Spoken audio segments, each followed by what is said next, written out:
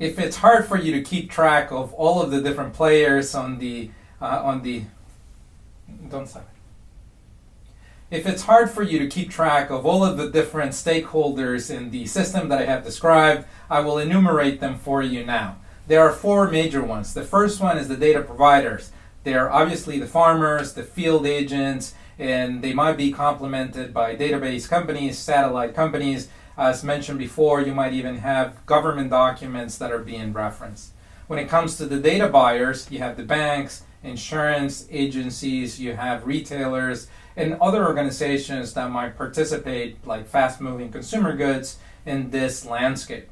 You then have the data veracity organizations, and they might come from field agents or others in the ecosystem, as I mentioned, neighbors or communities or others. And ultimately, you have value-added services. That is, the data that's coming off of the field, once it's been verified, how do you provide additional intelligence that could then be offered back to those data consumers or buyers? This happens even here in the United States quite a bit in a very different context. When it comes to government data, you often see data from the police or from firemen that is then picked up by third-party providers who provide analysis, analytics, and intelligence, which is then sold back to the producers. And they can use that to optimize their routes and for many other such uses.